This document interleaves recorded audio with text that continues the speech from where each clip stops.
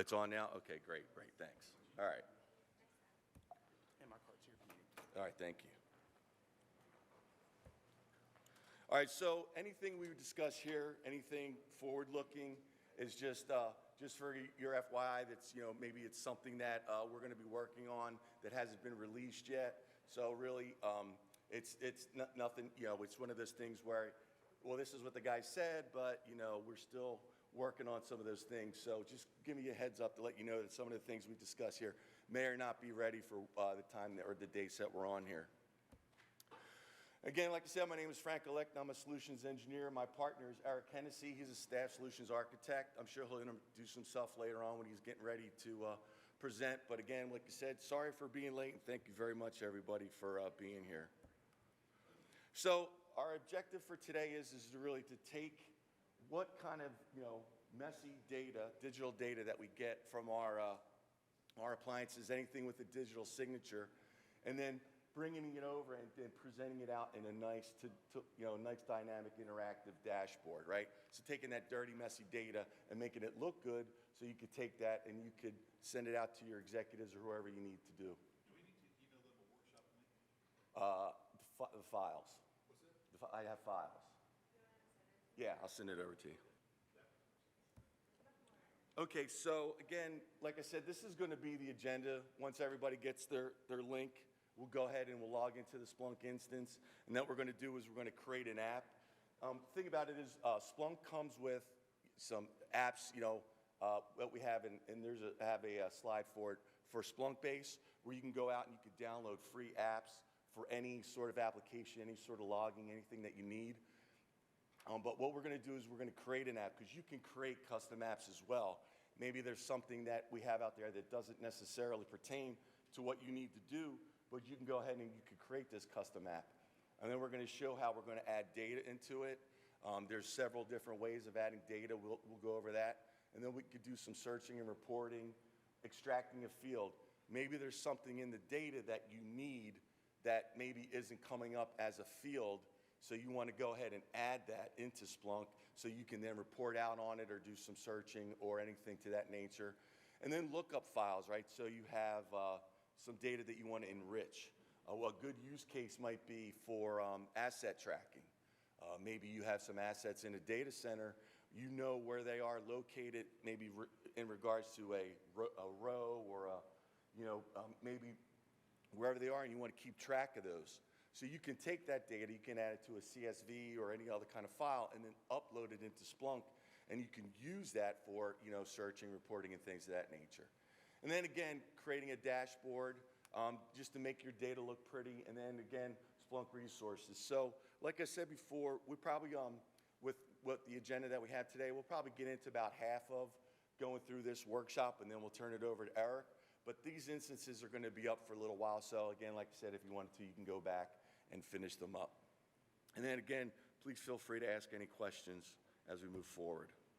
So again, not just what we have today, but there is a lot more training out there for Splunk. We do anything from around clustering, pivot tables, SOAR, which is our orchestrated and automated remediation application, machine learning, AI assistant. So anything that you might want to get some extra training on, we do have training. And also, we do have free training for veterans as well. There is a slide. We have a link for that as well. And if nobody has it, we can definitely get it to you. But it's part of the thing that we do as sales solutions engineers or architects. We come out to the customers, and we can give work group trainings like we're doing today. So again, it's just one of those things that we're just trying to educate and help people, because you might think a Splunk is just one thing, but there's a lot more things that you can do. For an example, we had one of our engineers they did a demo. I forget where they were. They might have been a White Hat or something, but how they were able to use a QR code, and nobody really wants to scan a QR code because it could be a security risk, but where you scan a QR code and you can upload your favorite music, and then Splunk would then take all that data and show exactly what's that person's favorite music and things like that. So, again, there's a whole different bunch of use cases out there that you could probably use for Splunk that maybe you're not sure of. Okay, so once you get this, this link, you'll get your instance, and then they're all going to be the same username, and this is all, you're all going to have the lab guides and everything like that. So, but if you wanted to, it's going to be admin, and then your password is going to be Splunk at Cisco. So that's $Splunk capital S with a 1, CS with a 0. So again, once you get those, we can then log in, and once you log in, there's no need to change the password. Just leave it alone. And I mean, only if you wanted to. And what I'll do is, once I get into an instance, I can kind of just walk through and show you some of the features that we have inside the UI. So let me go ahead and do this real quick. I'm going to go ahead and get over into an instance here.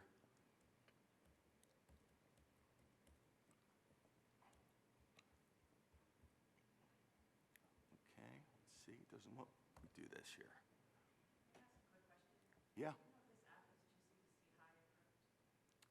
This app here that we're, it's just gonna, these are all instances that are in our back end. So it's just for training purposes. Yeah. You won't be putting any data or anything like that that's gonna be, all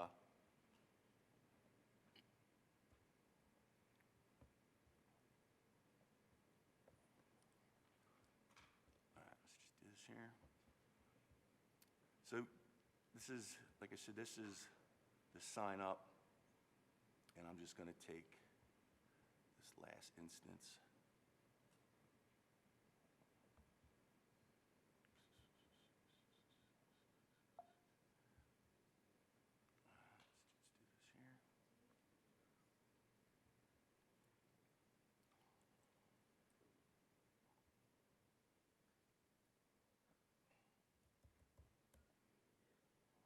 Let's just do this here.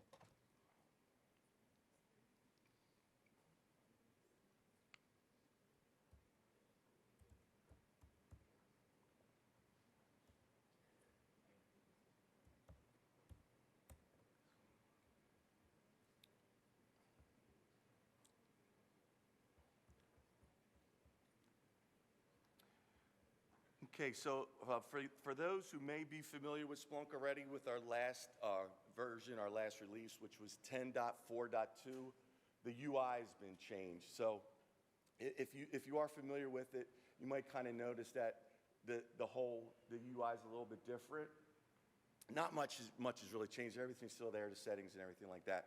But this is the home page. This is when you come in, and this will be your home page here. And then again, down here at the bottom, you'll have these quick links. So if you needed to do something very fast, you could add data, select your data, visualize your data, anything like that. So, for you to come in here real quickly and try to figure something out. And then over there on the left-hand side, these are all the apps that you have installed that are visible. You could have some apps that are installed that might be not showing. Depends on, when the app is installed or how the package is put together. But again, if you were doing maybe our back controls, you can also control those as well. So there might be some apps that maybe you don't want to see some other admin maybe take a look at. So you can come in here and controls those. But these are exactly, like I said, these are the apps that are installed. And this is our main default app, which is the search and reporting. So from here, this is where you can come in and whatever data you have uploaded into Splunk, you can go ahead and you can search from here. So if I wanted to just come in and do a search. Now, what I did is you probably can't see it. It says index equals wild. It's the asterisk, which is basically the wild card. And what that's doing is it's allowing me to come in and search through all the indexes and anything that I have installed in here that I could see within the last 24 hours. Now, right, exactly. I'm just trying to just show. So, if I probably spelled it wrong, but all right.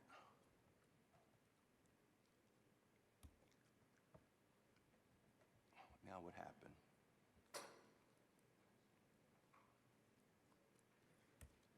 When it rains, it pours. All right, there we go. So basically what I did was I just did a search on an internal data, an internal index. But what you have here is, here's the search UI. Now up here on the left hand and the top right hand side is what we call the time picker. And what you can do is you can come in here and you can search during any time that you want in your data, as long as you have that data with it in your environment. So again, you guys will see this when you log in, but what we have here is all time. Now, to what Eric said, that's not best practice, because one of the things is the more data you search for a longer period of time, the longer it's going to take, which is going to go against your computing power. So if you really want to return a fast search, you want to get a little granular with either your dates or even, your different, your indexes, your source types, sources and things like that, and fields. And I'll kind of talk about that here in a minute, but this gives you, like I say, you can search all time, last 15 minutes, 60 minutes, you can come back to relative, which is today, almost close up to real time. Now what that means is, yeah, you'll be ingesting data into Splunk. Now, you might not get it back right away, but depending on the speed of your network, you'll get close to real time, especially when Splunk comes in here and takes that data and translates them over the fields. So again, it just really depends on what you're searching. And then again, down here, if you wanted to, you can get even a little bit more granular. You can come down and search relative time. Here's real time, so earliest, defaults last 24 hours. You can even select the date range. Go ahead. Yep. The key point to remember about Splunk searches is when you press enter and start a search, that search command is going to occupy a core on the search engine, on the indexer, for the duration that it's running. So if you have a really long-running search, it's going to occupy the core until it's done. Now, Frank just mentioned a real-time search, and a real-time search basically never ends until you let it go. So that's useful for like specific applications where you're monitoring incoming data. But keep in mind what the behavior of a search is. It's like it's going to occupy the core until it's done. This is also important to remember when you're building a dashboard. If you've got a dashboard that has a whole bunch of panels on it, each one of those panels has some search command inside it. When that dashboard loads, it's going to execute all those searches for each one of those panels on the dashboard, and all those searches are going to be occupying cores.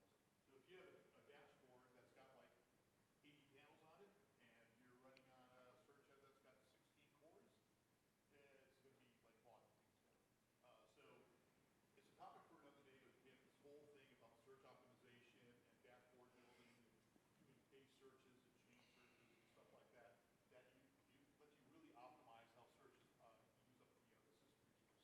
Anyway, next. Yeah, thank you. So yeah, again, to Eric's point, you want to make sure that if you are building searches, that you're really trying to get to the core of what you're looking for. Again, you can still do maybe a search like this, but just expect it to take a little bit longer, depending on your compute power. So just what we have here. So this is basically your time and your event. So here is your event. So this is what's coming from the logs that you're ingesting.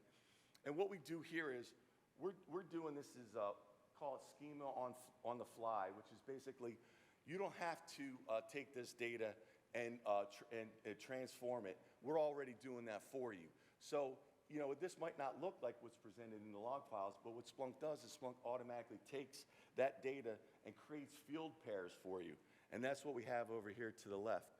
These are all of your field pairs. So anything that might show up in those log files as repetitive, and it's about 20% of what's being shown in the logs would then be created as a field pair. Now, what we have up here to the top left is we have, these are your selected fields. So these are always going to be your default. And what you have here is you have your host, source, and source type. And like I said, you guys will see this when you get logged in.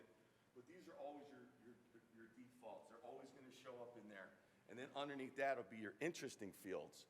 So if you're coming in here, and you might not know what you're looking for, you may not want to try to search on something, what you can do is you can come in and select one of these interesting fields. But before we do that, like I said, I can come in here and I can select host. And if you see here, again, you probably can't see it, but what this is showing is this is showing me the two host names that I have that I'm ingesting data from. So if you're ingesting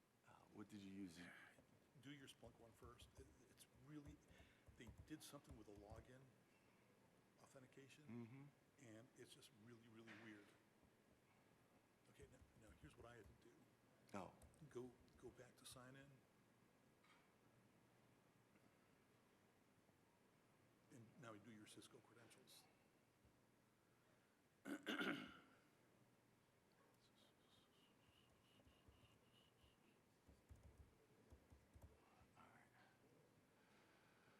all right, let's see.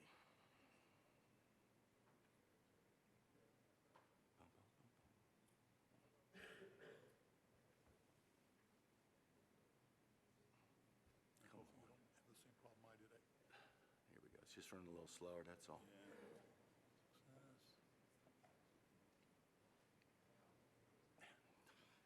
Sorry. Dude, I tell you, I got the sign-up sheet.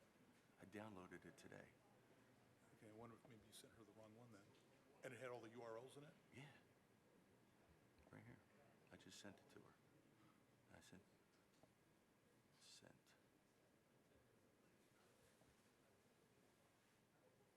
What the Yeah, just username and password. I just had it right here. Hold on. One last chance, buddy. Workshop TechNet. That's what she needs. Okay. That's the one I. Yep.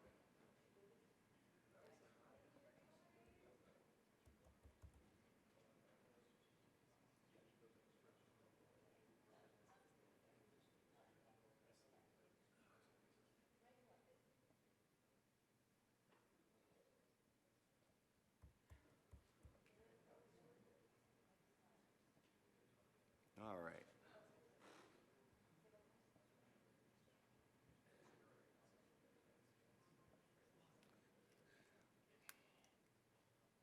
We should have those links sent out to you here relatively quickly.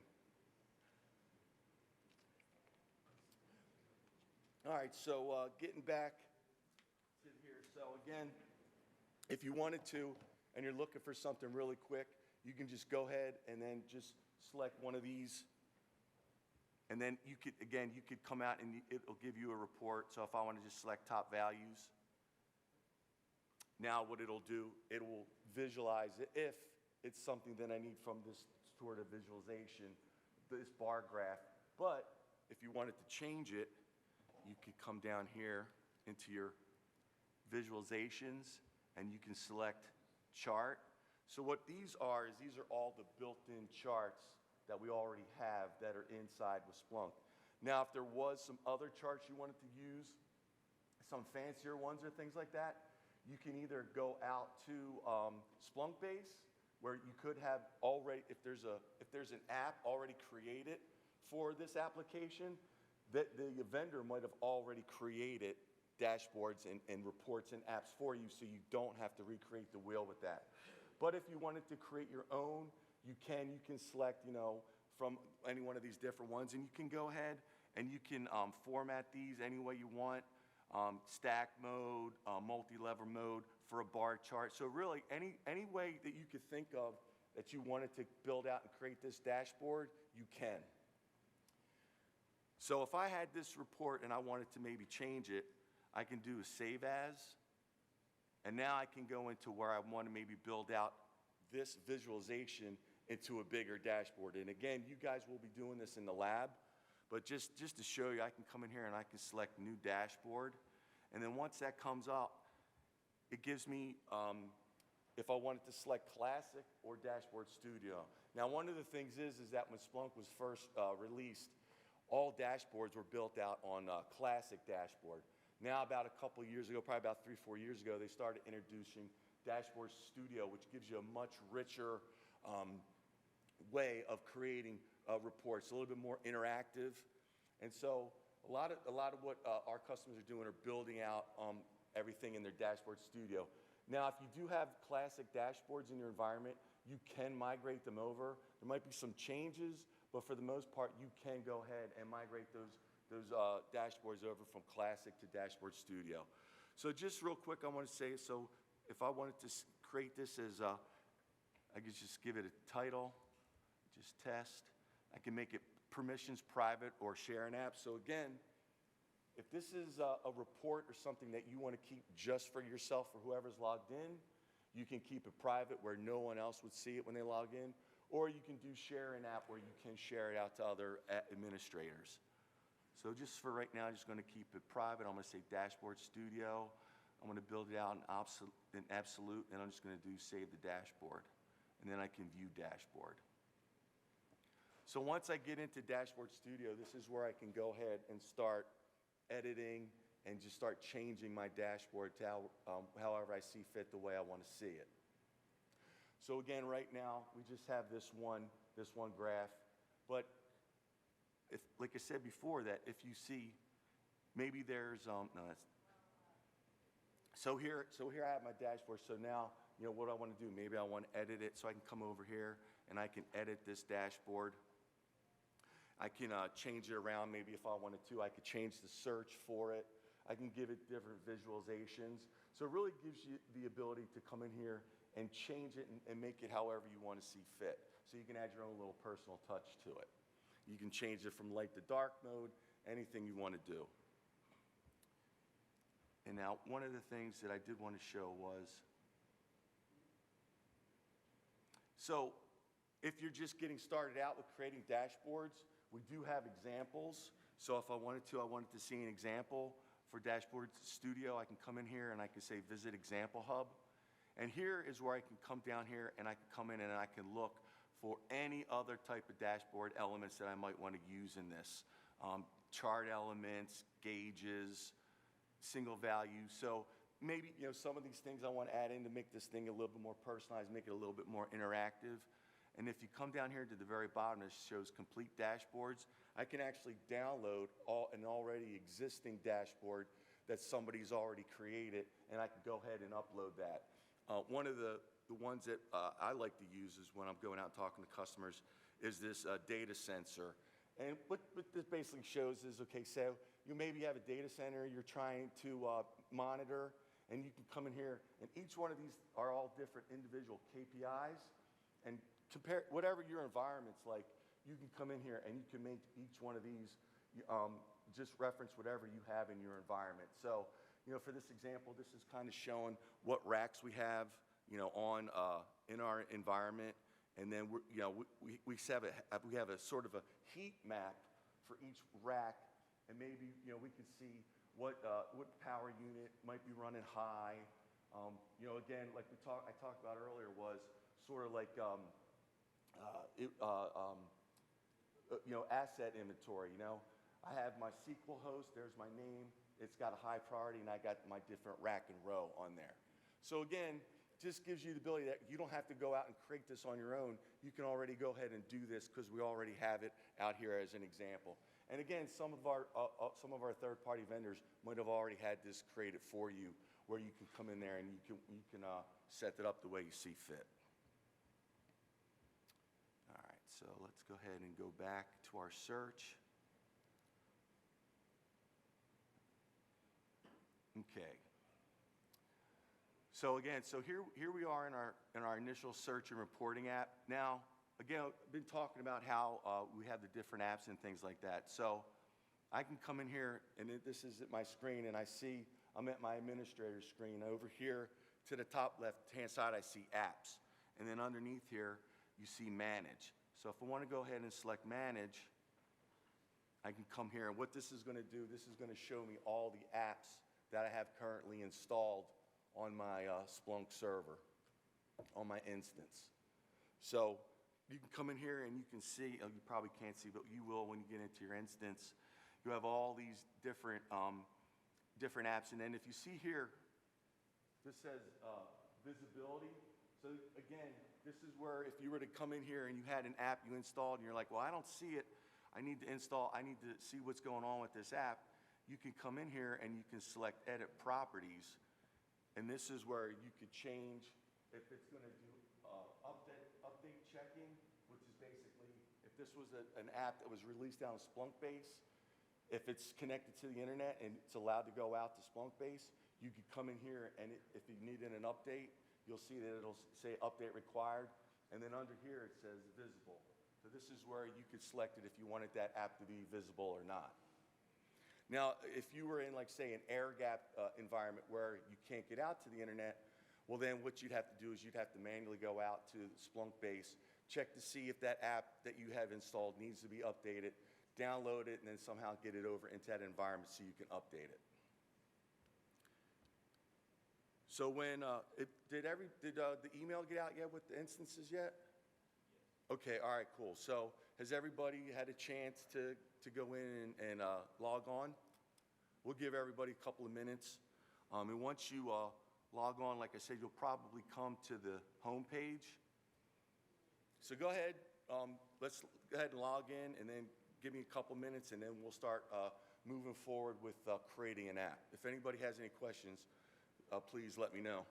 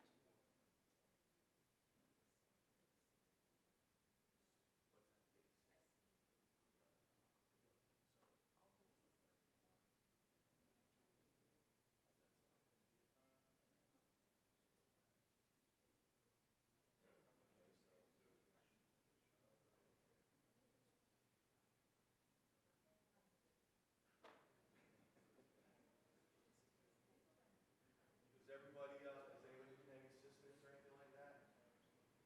Everything's good? All right. Yeah.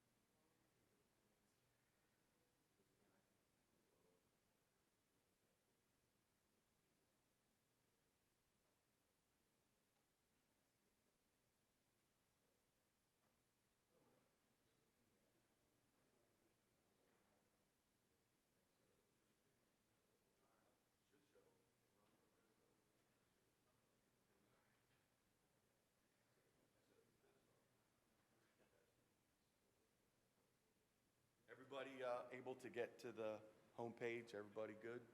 Cool. Guys ready to move on? I'm sorry, what was that? Oh, okay.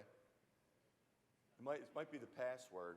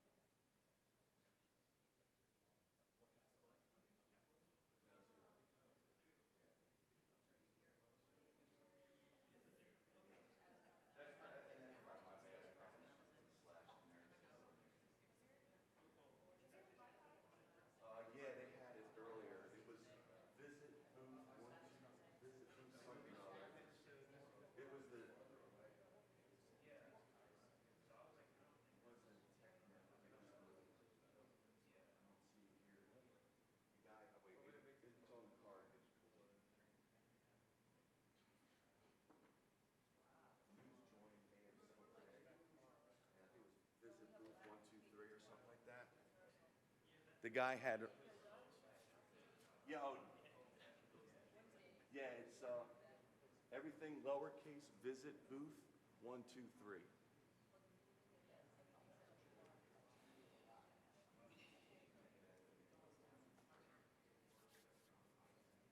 Got it? Did- All right. Sounds good. All right, so if everybody's got their instance up, so what we're going to do is we're just going to kind of walk through how you would create an app and then how we can get data in. Then once we get that data in, you can do some searching, and then we can start building out some searches and then maybe a dashboard or two. And again, you know, depending on time, we're probably just going to go maybe through half of this, and then we're going to let Eric take over, and he's going to work through his workshop. But so what we're going to do is, so if you want to create an app, you can go back to Manage, and then once you select Manage, again here, this is where you can create an app, install an app from File. So again, if you had an air-gapped environment or something like that, you could go ahead, you could download the file to, you know, wherever you need, copy it over, whatever, and then you can install from a file or browse more apps. And so here is where, if you wanted to, you could go out to, this is on the server, so we're not going out to the website, but we're on the server. And maybe I want to come in here and I'm going to look for a certain app. So I'm just going to go ahead and just put in Cisco, and then I'm going to go ahead and hit enter. And then what this does is this brings up any of the third-party apps that our vendors might have already created that I could go through and I can look to see what app I might want to install for the application or the devices that I'm monitoring. And again, this is where they would already have created the searches for you, the reports, dashboards, things of that nature. So if you know, you don't have to, it's already created for you, you don't have to build it on your own. And that's Splunk base right there. So let me go back to Manage Apps. And then what we're going to do is we're going to go ahead and we're going to select Create App. So what this app is going to be called is, it's going to be called Splunk for Rookies. So you can type this out however you want. And then folder name. So it's important that when you're creating a folder name that there's no spaces within the folder name. So you want it to make sure it's all one word, or if you had like an underscore or something like that, because if it has spaces in it, it's not going to be able to read for when you're trying to maybe create reports or dashboards. So it's really important that you want to make sure that there's no spaces when you're creating the folder. So I'm just going to go ahead and create the folder. And then for our purposes, we're going to leave this all default. But if you wanted to, you can if, when you're doing versioning control, if this is your own personal app or an internal app, you can change the version. Will it be visible? Yes or no? If you had any any extra pieces on there, like a template or something like that, or even maybe some other assets, a lookup file or something like that, you can add that in there. But for our purposes, we're just going to save, and we're going to create that app. And now we see that it's been successfully created. So what I want to do is I can come over here, I'm just going to refresh my screen. And if I click on the apps drop-down arrow up here, I should come in here and I should be able to see that my Splunk for Rookies app was created. Now, if it wasn't created, I might just have to go ahead and refresh again. But I see it right here, Splunk for Rookies. Then also, I mean, if you're in the apps and you're in managed apps, if you wanted to do a search, you might have 100 apps, who knows, 200 apps, maybe 1,000. I can come in here and I can just put in a word, a filter word. I'm looking for rookie. And right here, I have my Splunk for Rookie app. So from within here, I can edit the properties. I can I can change the permissions, or I can enable it or disable this. And then also, if you look back here in the app section, so you might see over on the right-hand side, it says App Origin. You might see that maybe all these apps are already, that the Splunk already had them in there. But if you see one that says Splunk Base, again, this was an app that was downloaded from Splunk Base or already installed. And if I wanted to, I could select this link and go out to Splunk Base and update the app if I wanted to. But this is just giving you an easier way of when you're managing your apps, you can come in here and you can take a look and see everything that you have in here. I want to see everything on one pager or something like that, so we can go ahead and do that. So this is where you would be managing the apps from a permissions perspective. All right, so now that if everybody's got that app created, what we want to do is we want to go ahead and select the apps drop down, and you want to select your app. And the reason why you want to do this is we're specifically putting data in for that app. If I were to come in here and maybe I selected one of these other apps in here, maybe the system reporting or something like that, and I imported data in with that app, if I were to go into my Splunk for Rookie app and I'm trying to search that data that I specifically created, I'm not going to see it. And that also goes the same thing for dashboards. If you're creating dashboards and reports and everything like that, you want to make sure that the app that you're actually doing that for is the one that you see, that you have selected. So let me go ahead, select Splunk for Rookies now if I needed to. So I can see right here that I'm in the correct app. I'm in my Splunk for Rookies app. So now that I have that created, now what I want to do is I want to go ahead and add data. So let's come over here to the options. And see here, you probably can't see, but in your, on your instances, your first features is add data, monitoring console, federation, that's federated search, that's for another workshop. And then all different settings for the Splunk server that you have. So depends on your permissions. You'll get to see, you might not see some of these things. Some of these things you will see. But what we want to do is we want to go ahead and we want to select add data. Now, because this is a workshop, this data is going to be local to each individual instance.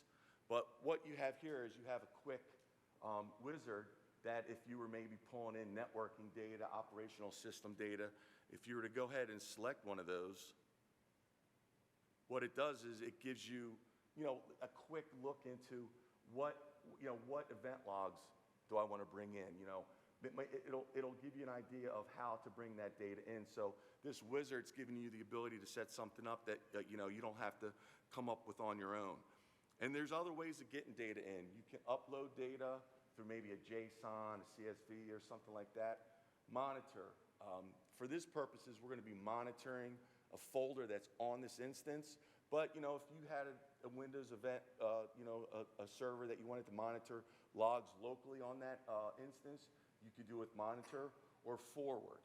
You could use a forwarding, our universal forwarder that allows you to install a lightweight agent onto like a Linux box or a Windows box or something like that. And you could forward that data to the Splunk index, and then you can search that data from your Splunk UI. So there's many different ways of getting data into your Splunk instance, into your indexes. But for right now, what we're going to do is we're going to select monitor. And so again, like I said, we wanted to monitor the local file and directory, but there are different ways of doing this. Maybe you have a script that's pulling data in, or you have some other sort of protocol set up that you want to try to get data in. So there's many different ways, again, of pulling data into Splunk. So what we want to do here is we want to select files and directories, and then we want to basically search on a directory. So we're going to go ahead and select browse. Now for this instance, and this is in the lab guides too, I should have probably said that, but you guys have lab guides, and the lab guide walks through exactly how to add this data and also how to do the searches once we get that data uploaded. So does everybody have the lab guides too? Okay, so if you have the add data piece, so we want to go ahead and we want to select the var folder, and then I want to come down here to log, and then I want to see web logs. So this is the folder that I want to start, I want to upload the data from. And again, this is just on your instance. So we'll go ahead and select that. And then here with the wizard, you just want to make sure that you're pulling from the file or directory that you need. So if anybody's missing anything or anybody needs any assistance, let us know. Eric's here to help. So now that we have that file or directory that we want to monitor, what we want to do is we want to set up, we want to make sure we're going to be, monitoring the correct information, and we also want to create an index for it as well. Oops. Let me do this here. Boom. Okay, select. And now, if you see the wizard here, add data, you can go ahead and select next. So now what we want to do is we want to make sure that we set up the correct source type for this. Now, if you're setting this up, again, you can automatically let it select what that data is, or you can hit the select button and kind of walk through and see what categories we have for this. So you could, if you sat here and you select source type, so it gives you, about 10 already defaulted source types. But if you wanted to, you can also come in here if you want to set up whatever source type it is. Like I know for this one, we want to do access combined because we're talking about web logs. You can come in here, and it will find asset combined in here inside the wizard. But if I wasn't sure, I could come down here to web, and then I'd also see the different selections that I'd have for web: access combined, Apache Era, and IIS. But for our purposes here, we're going to go ahead and select asset combined.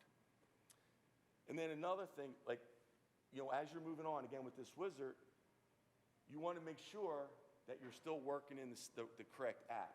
So right here, underneath the app owner, I can see Splunk for Rookies is highlighted, but maybe I selected the wrong one. I can go in here and I can add what app I want this data to be ingested for.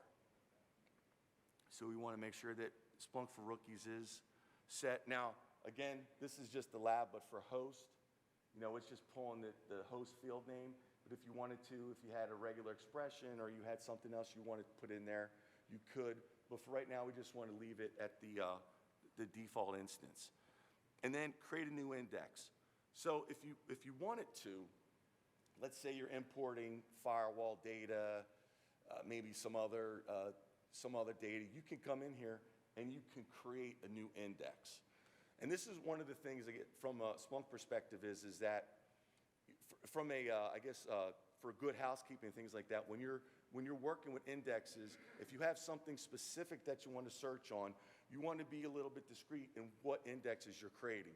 So if you're doing like I said, firewalls or maybe some kind of software, you might want to look at creating a new index just specifically for that data. Because if you start putting everything into main, now you're going to have to get a little bit more granular with your searches. So when you do your searches, you can specifically state that I want to put everything into main or default or into a one that you wanted to create on your own. So for right now, we're just going to use default. Everything's going to default into main. But if you wanted to create your own index, you can. It's not a problem. So then we're going to go back up to the wizard. And then here it'll just say review, just making sure that you're setting this up for everywhere where you want it to go. Everything looks good. And then you could do submit. And now once that's done, you have start searching. So here's where we just ingested this data. Now we want to go search. You can come in here and start searching, and it's going to bring in your index. And now you can see you start having data. All your data is starting to populate within here. So now once you have that data, what do you do? Well, depends on what you're looking for, right? I mean, you could put in any sort of words that maybe failure, fail, error, something like that. Again, if you did something like that, you want to be careful because you can search. Now, if I put in error, I might not come up with anything. Double check. Spelled it wrong.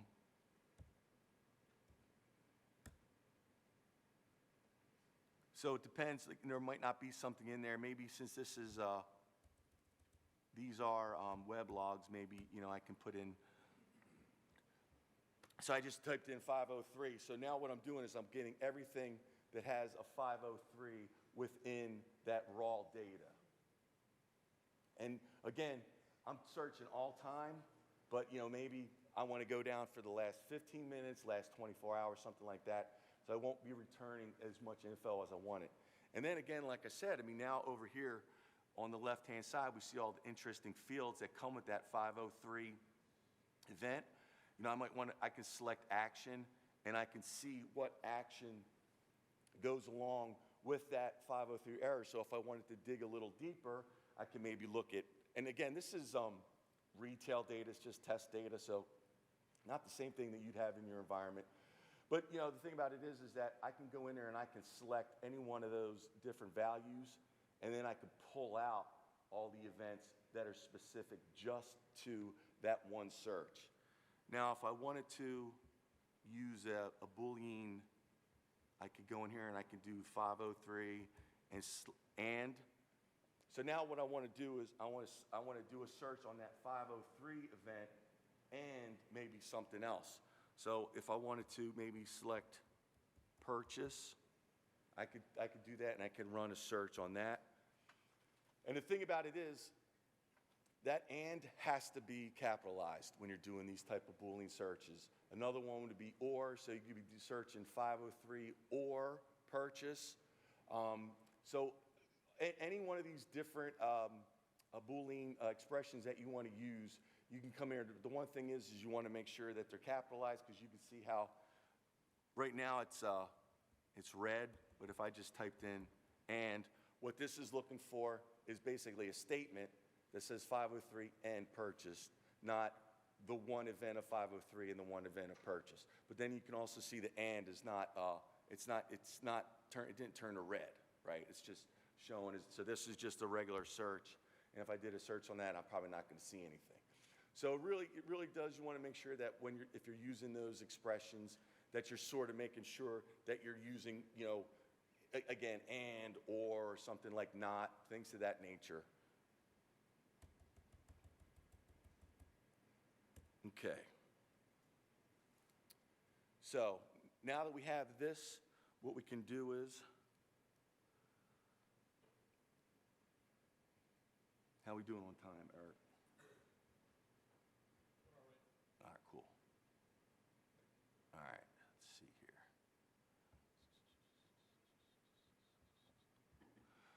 All right.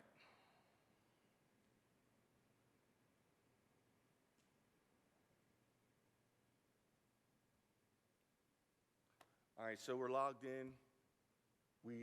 So again, like I said, Splunk base. This is where, again, you could download apps and add-ons that help you with any other things that you're trying to do, anything you're searching for, any other application or any kind of other third party that you have in your environment. So we went ahead and we created the app and we added some data. And then again, you can go through here. We kind of went over this a little bit earlier today, but again, your time picker gives you the ability to change the range on what you're doing a search for. Event histogram, so that green bar that's in the middle there. You can get even more granular on your time searches, and you could hover over one of those and you could select them, and that would give you the time search within just that one piece of time from that histogram. Raw events, so again, that's everything that's coming in from those log files.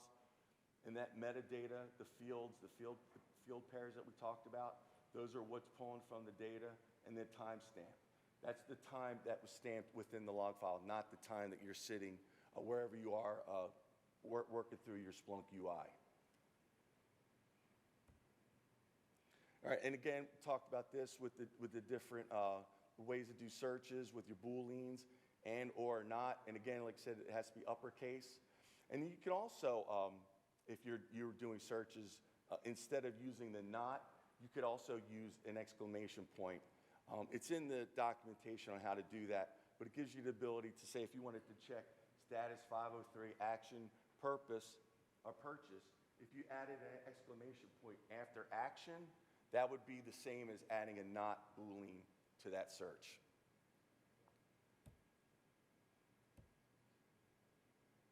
Splunk, Splunk AI tier. So this is something new that we're bringing into Splunk. It's not yet set for release, but what this does is it gives you the ability. Right now, we do have what we call the Splunk AI Assistant. It's only available for cloud right now. But what we're doing is this AI tiers, now we're bringing it into Splunk on-prem. So if you had maybe an LLM in your own environment, you could configure it to start learning for your Splunk searches. So what this does, it gives you the ability to do those searches like you would do from like a ChatGPT or something like that, the native language searches. So it gives you the ability, instead of having to type out 503 and purchase, you can say, how many servers in my environment might have a 503 and with an action of purchase. So instead of you having to know what that exact command is, that search command is, you can use that and will then go ahead and pull that data for you from the natural language. Again, this is something more for on-prem. There's no cloud dependency on it. It's not ready to be released yet, but like we said, this is for forward vision statement. It looks like it's probably going to be out maybe towards the fall of this year, but just wanted to kind of throw that out there because a lot of people say, well, how's Splunk? How are you guys doing? What are you guys doing working with AI? And again, this is specifically for those searches to get you, to get you a better way of searching. So you don't have to come in and have to have 100 hours of knowing how to use Splunk searches. You can come in here and just start natively walking through and doing searches in that environment. So again, we talked about today's scenario. I mean, we're not going to have time to go through all this, but again, if you wanted to do this later on, you can. It's basically giving you the ability to go through and providing reports and searches if you had for IT operations, for the DevOps group, security and fraud, things like that. So it gives you the ability to go ahead, create searches, create those reports, and then create a dashboard for it as well. So again, it just depends on what the business sees. What are they looking for? Again, this is a retail example, but for your specific use cases, it might be a lot different. Somebody might want to see a little return on investment, not maybe as dollar signs, maybe as hours or something like that. But this is just an example of one of the more simpler dashboards that you could put together with all different reports and dashboards for each one of these scenarios. So the first exercise, and you guys want, I think, what are we looking at, Eric? How much time we got? You're fine. I'm still waiting for my Okay, all right. So here's the first exercise. It's lab number 3. So basically what you're doing is you want to go into, for the IT operations team, you want to investigate successful versus unsuccessful web server requests over time. And all the searches are in there for you, so you don't have to come through and pick these out yourself. But what he wants you to do is, you want to show the successful versus unsuccessful over time. Again, for visualizations, when you want to, you'll see in the search, it'll have your, I think it's count by or something like that, or it asks you to do status over time or something, I forget. But what it does is it gives you the ability to then graph it out on a nice graph, and this is a stacked graph, right? So you want to use your stacked column chart to make this visualization, and then you want to add your chart to a new dashboard. So again, you're going to go ahead and you're going to go into Dashboard Studio, create Dashboard Studio, and then you're going to add this in there. Now, the thing about it is you can edit it later on, but if you go into the dashboard and you select Edit, you can move these dashboards around any way you want. So we'll go ahead and give you guys about 5 minutes to get that started, and then we'll walk through and we'll see how it come out.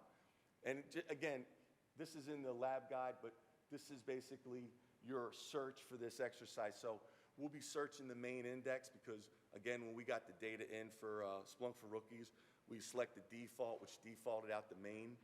And then we selected our source type, which was access under combined. And then what we're doing here is we're using our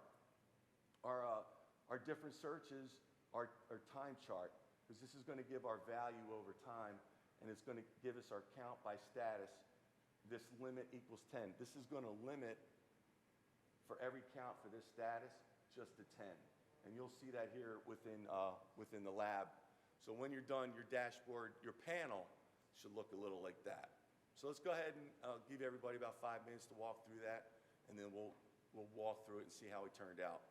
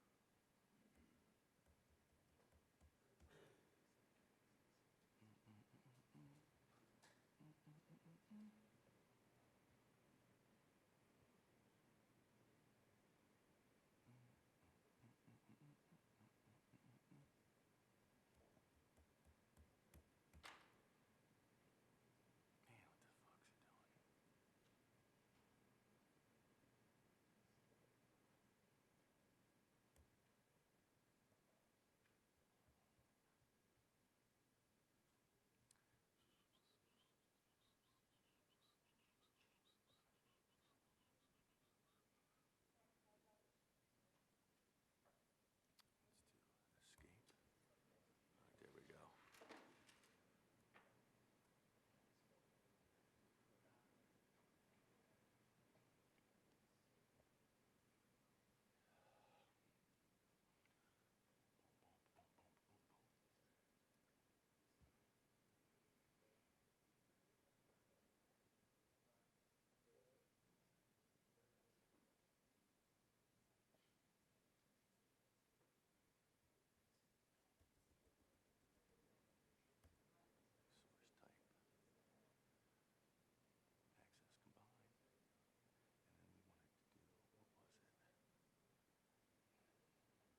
combined, and then we wanted to do, what was it? All right, let's see. Let's do status.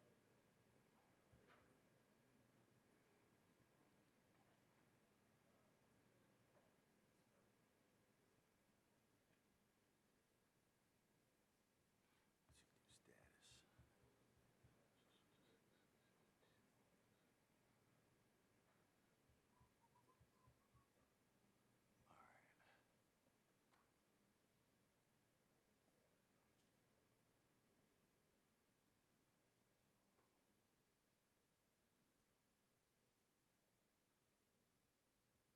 All right, so let's go ahead and kick this one out. So again, we had the exercise of what we wanted to do. We wanted to find the access combined. We wanted to find the time chart. We want to get a time chart and do a count by status for only 10 over time. Now, one of the things you could have done is instead of just typing out that search was if you go into, we could come in here and we could, and again, this is just for, oh, come on,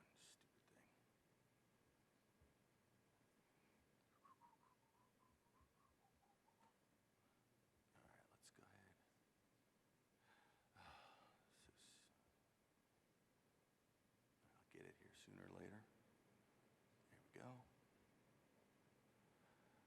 So if I wanted to, I could come in here and I could have just make sure that I'm in my main index.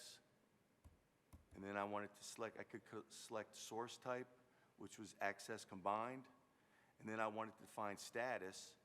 So if I come down here in the interesting fields and I found status, and then I can also come in here, I see my values, but then I wanted to do top values by time. I could have selected that report and it would already brought up, you know, for me for that search. Now again, this is just something how we already have these pre-built reports in there. It might not be something you're specifically looking for, but it's something that I can come in and just create, and then if I wanted to, I could come in here and do format. Oh, I'm sorry, line chart, and I wanted to change it to the stack, and then I wanted the format, and I wanted to come in here and make it stacked. So I see that I have all of my values here, and I have it stacked. So I have my right visualization. So I come over here, and I can do Save As, and then want to create the new dashboard. Again, you could add this to an existing dashboard if you wanted to, but, you know, just Splunk for Rookies. And I forget what the description is, but you can come in here and give your panel. You want to make sure you're selected Dashboard Studio, Absolute, Status over time, save it to Dashboard, view the dashboard. And so now I have my dashboard. So now what I have is I have an existing dashboard where if I want to move forward, I want to add some more graphs to it, I can. You just want to make sure that when you're doing that you select the right dashboard when you're saving it too. And again, too, if I was going to edit this and I came in here and I made a change or something like that, I don't know, change canvas width or background or something like that. If you change something and you don't save it, you'll get prompted for, you know, for this. So if you just say select view, you'll get prompted to say your dashboard has unsaved changes, save now. You can do that or not, or you can just exit out of that and just refresh. You can, you know, reload and it'll just come back to your default. So you just want to make sure that when you are making changes that you do, you know, save them before you move forward. All right. So that was that. Did everybody get through that exercise? No problems? Pretty simple. All right. Okay. How we doing over there, Eric? We looking good? All right. Let's go through, let's see here. We just did the one exercise.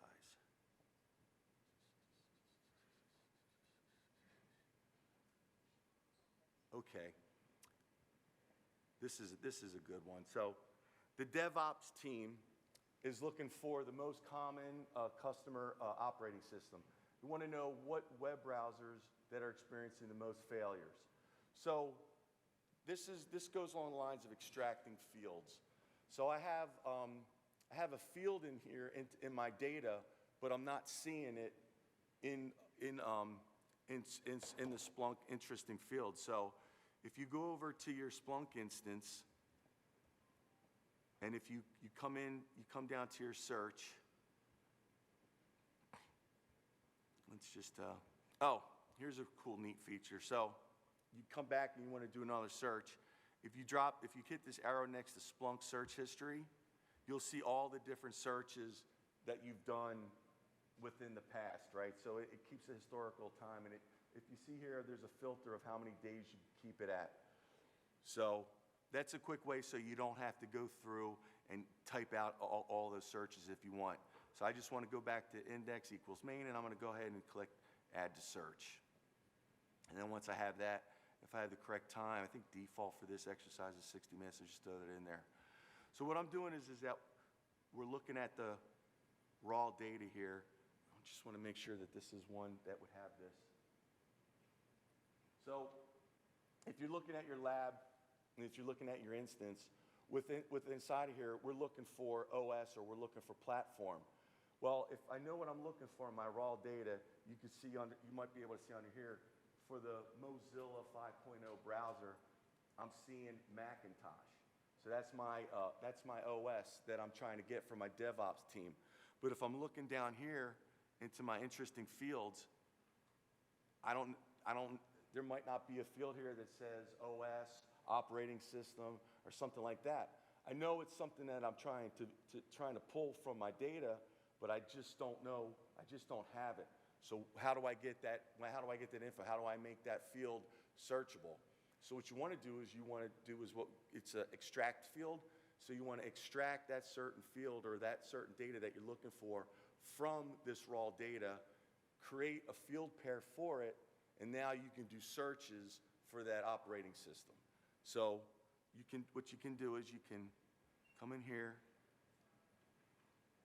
and you can see you can highlight the OS. And the thing about it is you want to make sure you highlight all the words, because if you're not, you might not get out of it.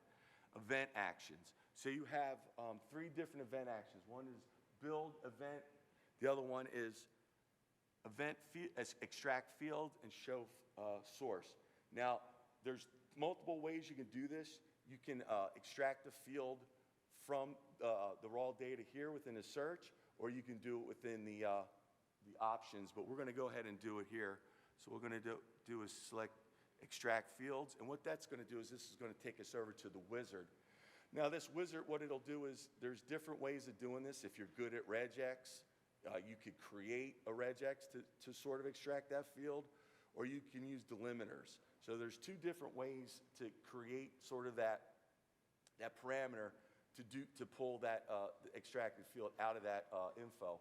But we're just going to go ahead and click on regular expression. Then you go back up to the wizard, select next, and so it has selected fields. Oh, go ahead, Eric. I'm sorry. Is there anybody here in the room who's good at regular expressions? I'm just a regular guy. I was saying, there are 2 types of people in the world, those who hate regular expressions and those who don't know what regular expressions are.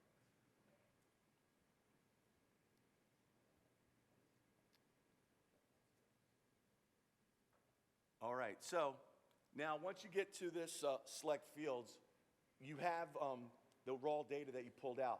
So what you can do is you can come over and you can highlight that OS. Or wait, I'm sorry, I got the wrong one. I want to highlight Macintosh. I messed up, sorry about that.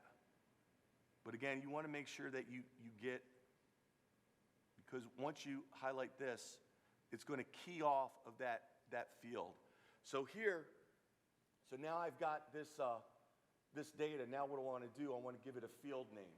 So for this exercise, we're going to do is we're going to call it platform, but you could do whatever in your environment. You could pull up whatever you want. But one of the things is that whenever you're creating a field name, the rule of thumb is to make sure that it's all it's not capital. It's all lowercase letters. Only because that's the way, if you look at your searches in your left-hand side, you see that everything is all lowercase. So once you have that highlighted and you gave it a field name, you can go ahead and select Add Extraction. And now what this is doing is it's going to come in here and it's showing, okay, I selected the field. Now, but it's also what it's doing is it's showing me all of the other fields that sort of correlate with that same OS. So if you drill down here, you can see, I have Linux, Windows, iPhone, things like that. So if I'm doing extracted fields and I think, well, yeah, this sounds like this is the one data point, the field I want, but maybe it's not giving me everything I need. This is just giving you the ability to double check and make sure everything looks good. And it's showing you within all that other raw data that you're pulling the exact field that you need from there. So once that looks good, and also here too, it'll show down here all events, some that match, and then maybe some that are non-matching, right?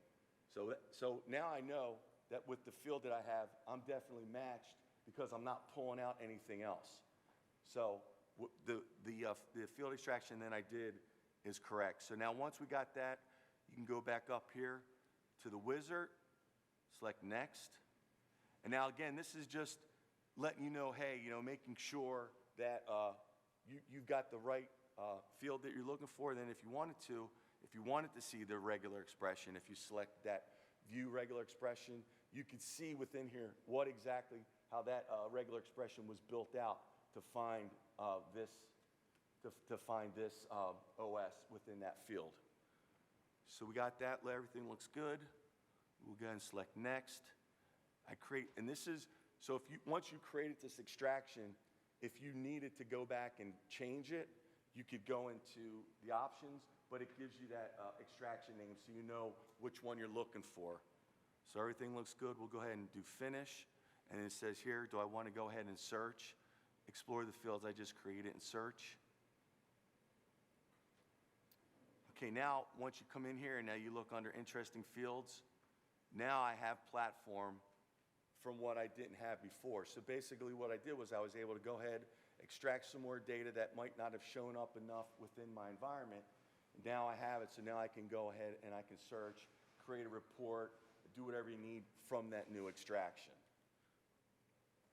So once you guys got that completed, what you can do is we'll go back into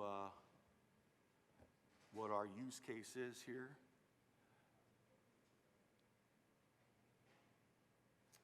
All right, so we went ahead and we pulled that extraction.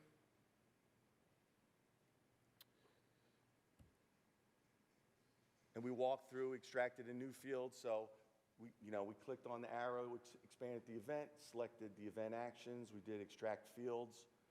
We did a regular expression, and we walked through the wizard, and then we found our new search field, which is platform. So now what we want to do is, there's two tasks in this. So what we could do is, the first one is the DevOps, most popular operating system. So again, extract to the platform field, and then show top values using a bar chart visualization, and then add that to the existing dashboard. And then the next one is web browsers with most failures. So with here, what you do is create an area chart showing the top 5 web browsers experiencing the most failures over time, and then add that one too as well. So let's go ahead, take some time to go ahead and do these two. Get these two panels created, add them to our dashboard, and then I think from there, I think that's when we'll have a break and we can go on and move on to our next workshop. So if anybody has any questions, feel free to ask.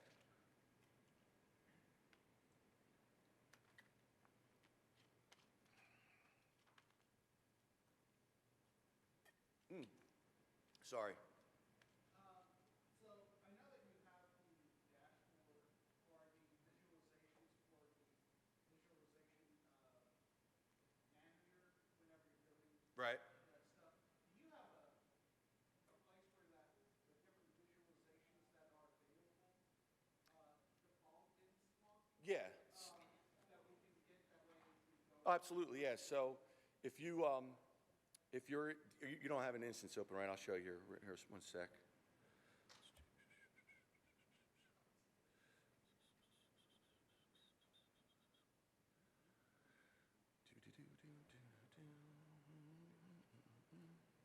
All right, so if you're within the UI, if you went down to dashboards, so right here, you have 3 options. You have examples for Dashboard Studio, a wizard of intro to Dashboard Studios, and intro to Classic. Examples for Dashboard Studio, so if I came in here and I selected this, what this is going to do is going to give me all these other different elements that I can add now. If there's one in here that I see, I can just select it, and then once I add it to my dashboard, I can then take this from here and I can add these elements or these icons or whatever that I have that I pulled into my Dashboard Studio. And this and again, there's also if there's another third-party vendor, I mean, there's also other in Splunk base. There's other apps that are just specific for creating graphs and things like that. So if you needed a water gauge or something similar to that, or maybe something different, it may not be in this example, but you can go out and download it for free from Splunk base. Okay. Yeah. Mm-hmm. And then they also have completed dashboards too. Like so, if I had again, whatever use case I have, these are different already created dashboards that you can go ahead and just download the entire dashboard. The only thing that you would be doing is you would be editing these for your searches, because each one of these different KPIs would be pertaining to whatever search you needed to do with your database.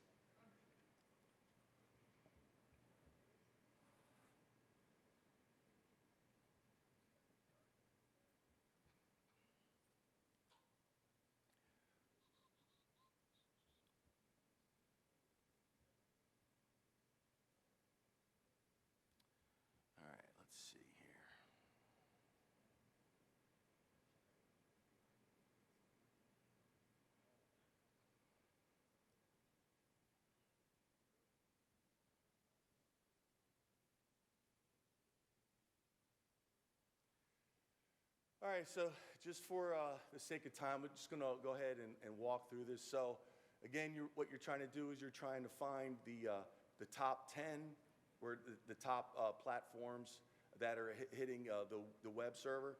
So your search would be, search, your source type would be access combined. And then you'd want to do the top, you got it limited equals 20. So you're gonna limit just how many of those platforms that you're gonna see. Of course, we only have 4, so we're gonna see all of them, but you wanna make sure, you don't throw too many out there, because the DevOps team only wants to see the top ones. And then this show perf equals false. This is just another attribute that allows you to sort of trim that data after you had a search. So if I wanted to go ahead and let me see, copy this here. Stupid.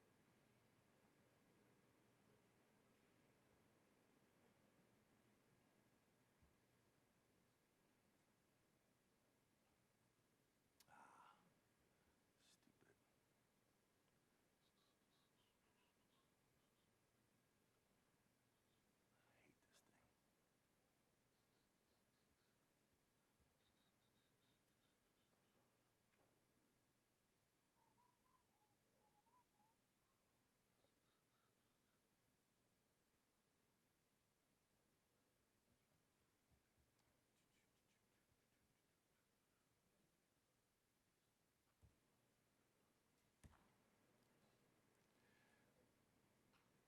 So my visualization is going to be a bar chart.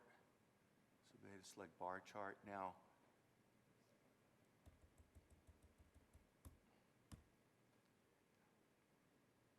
So if I didn't have this show percentage equals false, then I might get some other data within this, and those are just like added little extra search indicators that you can put in to clean up your data. But from here, what we have is we have the top 4 OSs. So we're going to go ahead and do save as to an existing dashboard, because we already have that dashboard created. So we want to go ahead and find it, and then we can give it a panel name, and then we can go ahead and save this to dashboard, and want to view the dashboard. So now we've added another panel to our existing dashboard. So again, this is where you could come in here, and then you can start manipulating this dashboard. So when you're going to, once you're finished with it, what you can do is you can come in here and you can export it out as a JSON, where you could probably use that import it into another instance or for another app or something like that to give the same look. You could clone it. You can edit the permissions on it. You can schedule an export. So you wanted to send out a copy of this to maybe your top executives or something like that. They wanted to see it, or even to yourselves. You could send it out at a specific interval. So there's different things that you could do once you get these created. And then we'll go ahead and we'll get the next. We want the area chart. All right, let's see here. Man, I just wish I had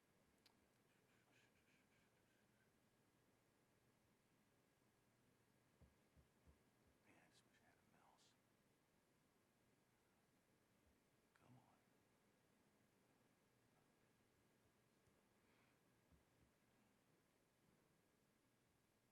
Let's go back to my search.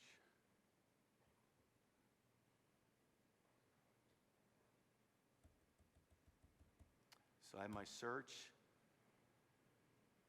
and I want to create the visualization. So I want to come down here, and let's do area chart. And then what you see in here is, for this search, you probably can't see it, but if you do it in your labs, other is down here.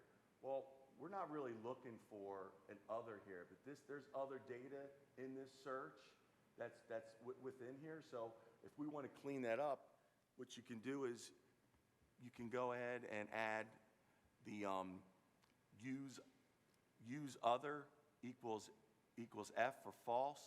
So what we're going to do is we're going to take, because you could either put it in for true if you wanted to see it, or we're going to say it as false.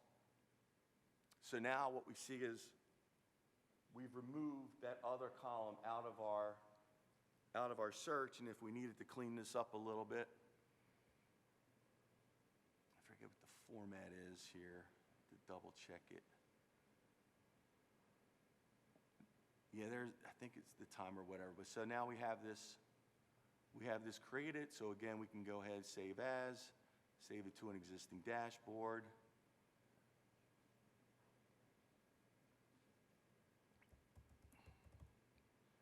Go ahead and save it to our dashboard. And then once we got it in there, we've stacked it up. So if we wanted to, you can come in here if you want to edit. You can change the sizes around.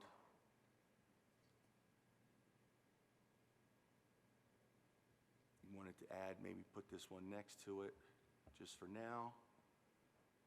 Let's see here.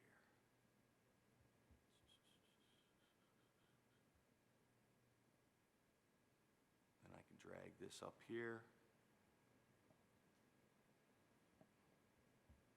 And see something I like, save it. So I went ahead and I just edited it, made it a little bit more clear, so when I start adding new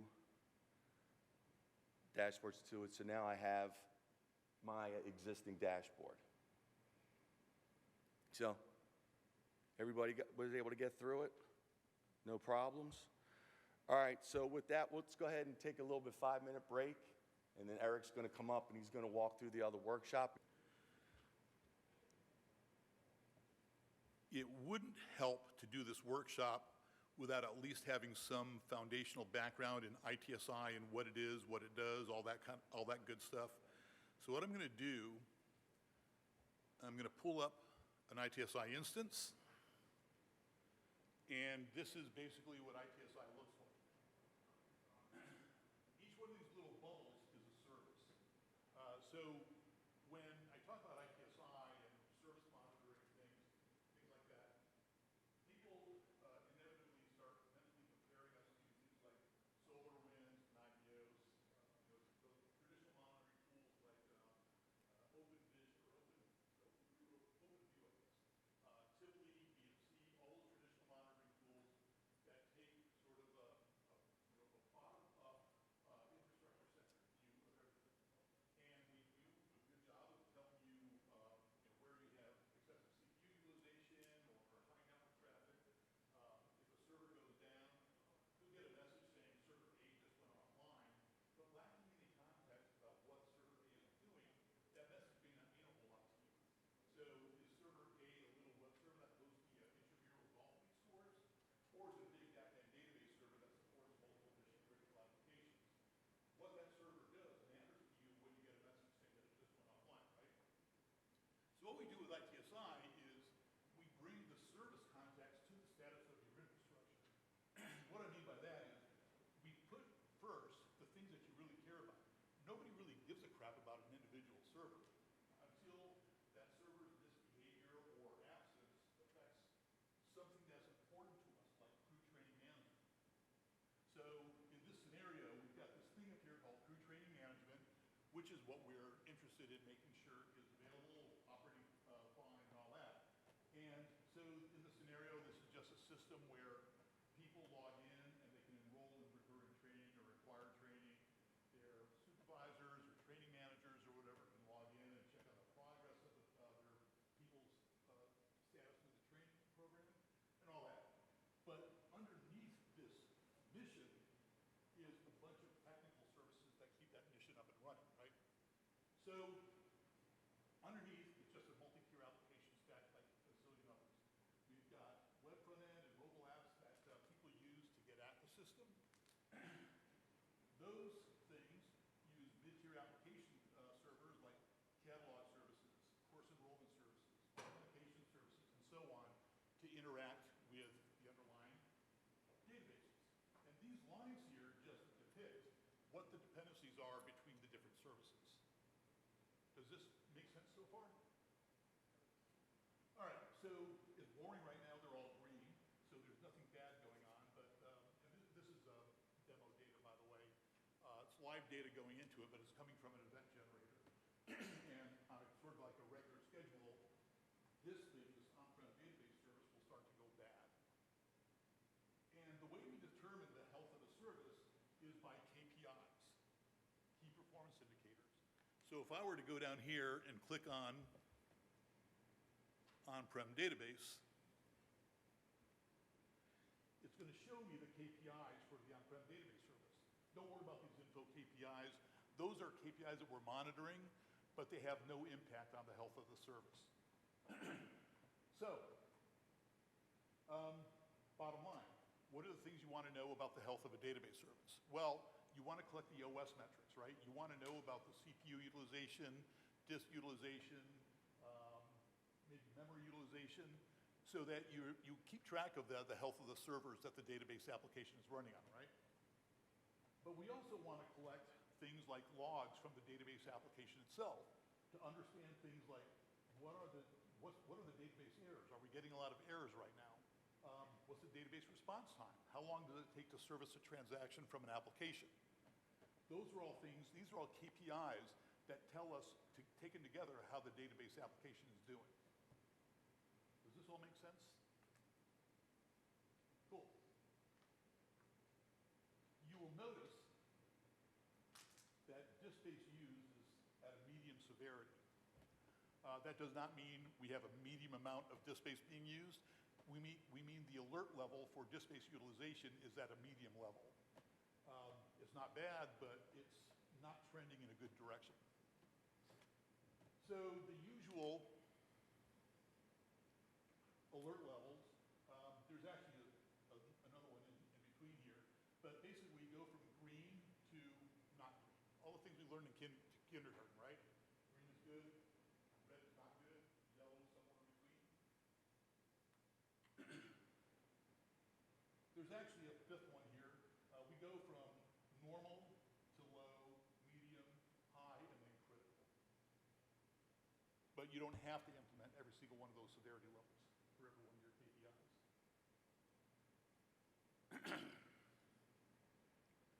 Does this all make sense so far?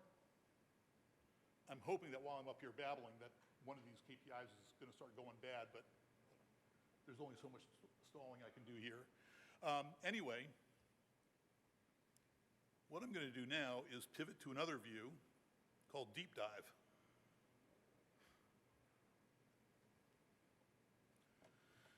And I see Brady's been in here playing around and he's created a whole bunch of stuff that's going to make it hard for me to find my stuff.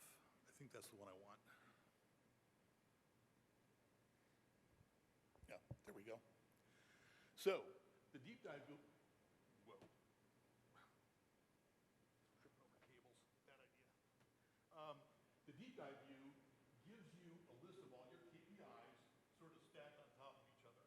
This way I can see correlations, like when service health score started to decline over here, what else was going on? Well, database error counts were going up. So, another lesson, service health score. We keep track of a service's health by the KPIs that belong to that service. So when KPIs start going from green to not green, that affects the service health score. Service health score is going to be anywhere from 0 to 100, so you can think of it as a percentage if you want. And a 0 means it's dead, it's completely down. 100 means everything's great. Right now, we're at about, it looks like between 80 and 90 or something like that. Which is still good, still in the green, not a big deal. But what we can add to this view is a little bit of context. So I can pull in event logs, and here, like a couple hours ago, when database errors were like way up, I see these darkened bands. And those darkened bands tell me that I have events in the event log that correspond to that point in time. So if I click on one of these darkened bands, I'll actually get a view of the event logs that correspond to that time slice. And I can see things like, and you may not be able to read it from back there, but I can see disk is full, writing MySQL log, bin log, localhost, yada, yada, yada. And this tells me exactly what's going on. At the time that database errors started to increase, I was getting this message written into the logs. We got a file system that filled up. That's probably a bad thing, right?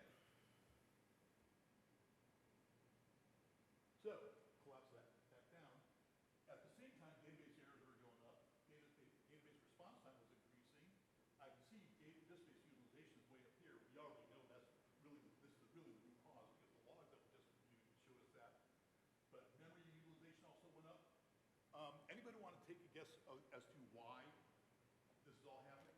We know disk space utilization, like a peg, because we ran out of space. Why was the memory utilization up? Why were database errors up?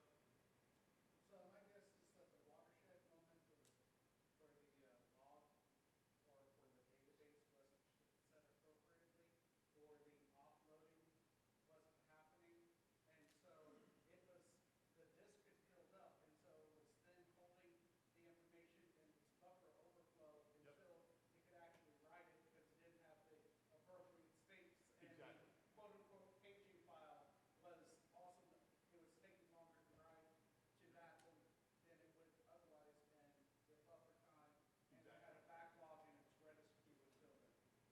The long and short of it, that's it.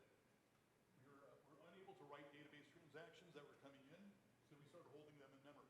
Memory started to fill up. We couldn't honor any requests. We started negatively acknowledging incoming requests, so people start seeing errors. And I'm going to go back to that service analyzer view.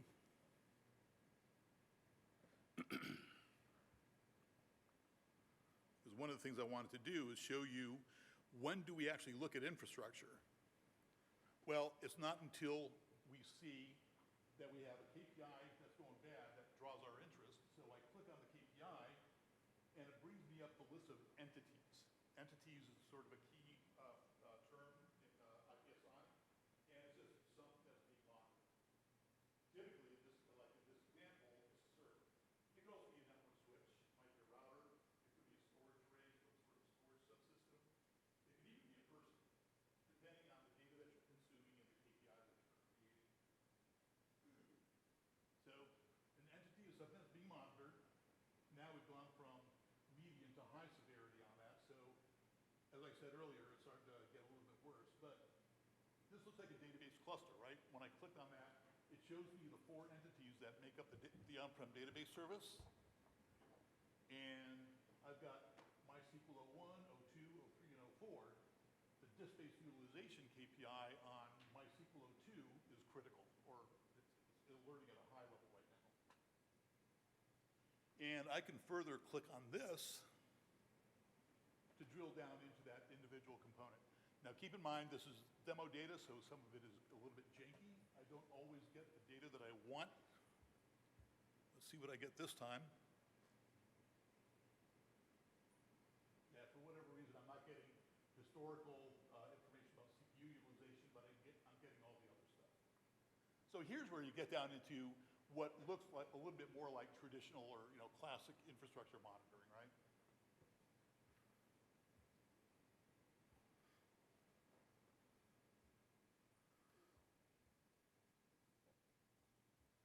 Any questions so far? Okay. Yeah. So how long does it take you to map the individual components? Good, I can build that search snap. Yes. No, It is a very legitimate question. So it all depends on the nature of the service that you're defining in ITSI. If it's something that's like you're defining totally from scratch, it's going to take a little bit of time. You're going to have to tell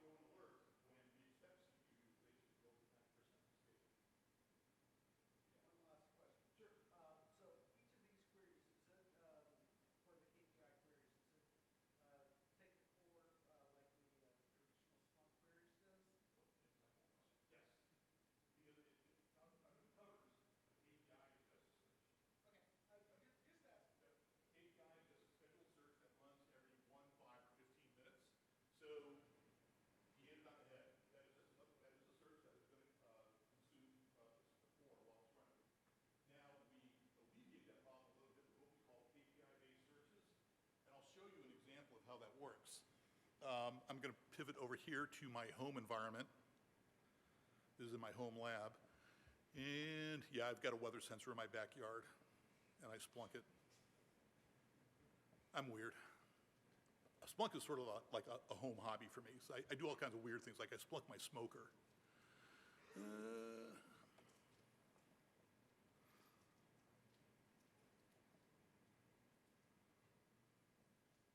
So in ITSI, running in my home lab, I keep track of how my Verizon Fios connection is doing. And I'll show you a little bit about how that works. If I can find it.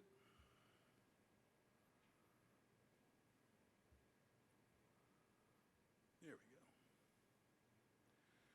So for my Verizon Fios connection, I monitor the inbound speed, outbound speed, jitter, ping latency, and so on. Just keep track of all that stuff. Packet loss is a critical one. You know, want to make sure everything's running fine there. Now, these are all different KPIs. How many searches do you think it takes to get those KPIs?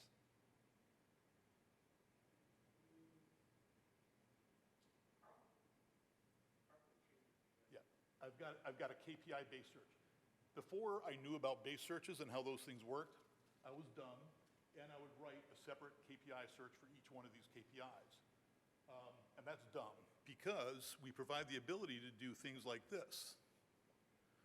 Let me find it.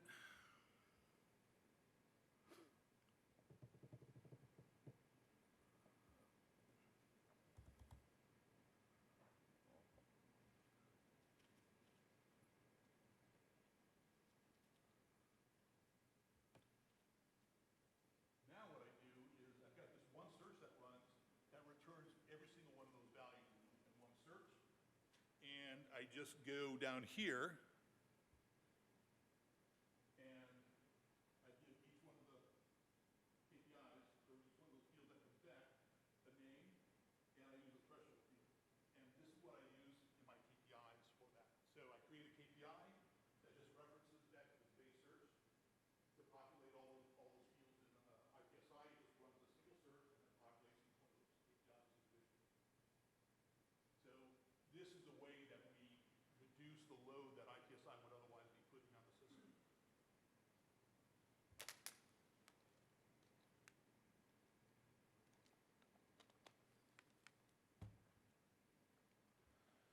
Okay. Back to ITSI.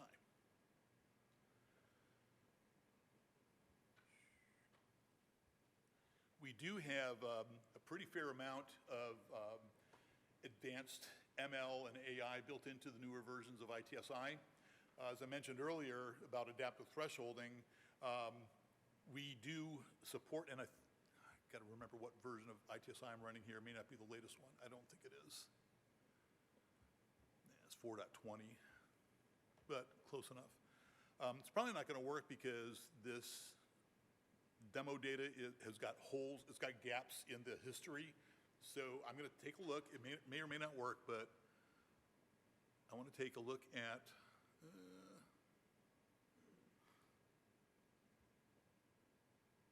is it? Yeah.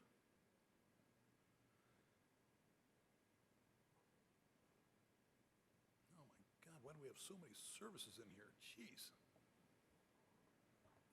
This is a shared demo environment, so like we have other SEs and SAs that use it, and they sometimes create stuff and don't clean up after themselves. So I think I want to look at web front end. I think this service has a good KPI that has a cyclical up and down pattern to it.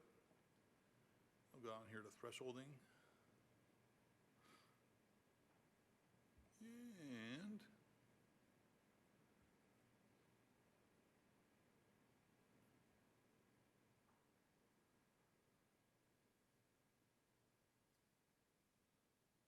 I want to look at the last 7 days worth of data to see if I'm right about the pattern of this stuff. Wow, taking a little while to build that.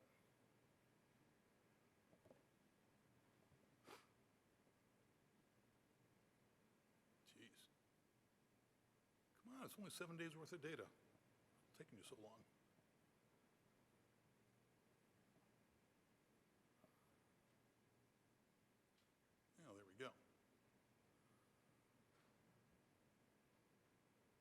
Almost done.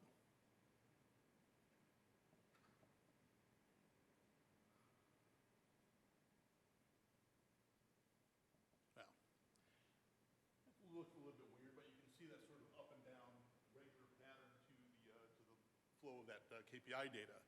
So what I'm going to try to do, and as long as there are no real gaps in the data, I may be able to use the AI assistant.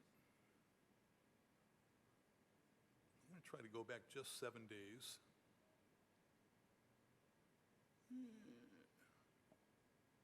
See if it works. Loading recommendations, yeah, I don't care.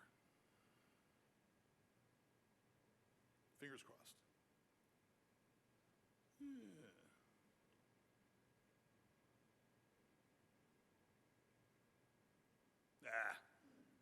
So, no data in the summary index. So somebody rebooted and we lost a little bit of our historical KPI data, so it's not there. But basically what you would see if all the data had been in place for it to look at, you would see KPI thresholds that sort of go up and down with the cycle of the data. Again, that's all so that we don't trigger notable events when we don't need to trigger a notable event, because we expect the KPI to spike at that time of day and that data will be.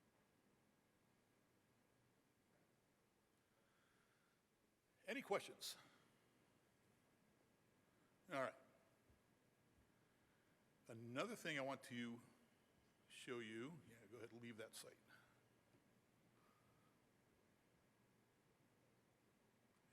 I think this one.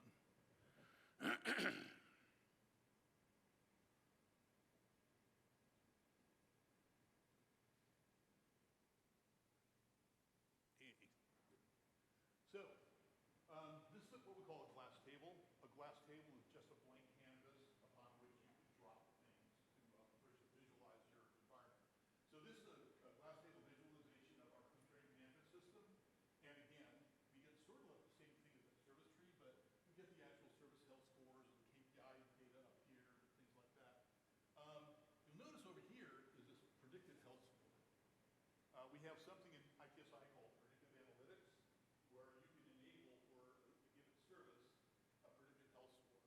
What this tells me is that, yeah, your on-prem database service health right now is 82, but predictive analytics is predicting that it's going to degrade to about 61 within the next 20 to 30 minutes. This is really useful if you've got good KPI data for one thing, and you've had a previous failure of that service. Because predictive analytics can go back, look at the historical data, find the leading indicators of service degradation, and start predicting when it's going to go bad. It's not like it's not perfect. It does require you to every once in a while go in there and retrain the algorithm. You do that with a few mouse clicks,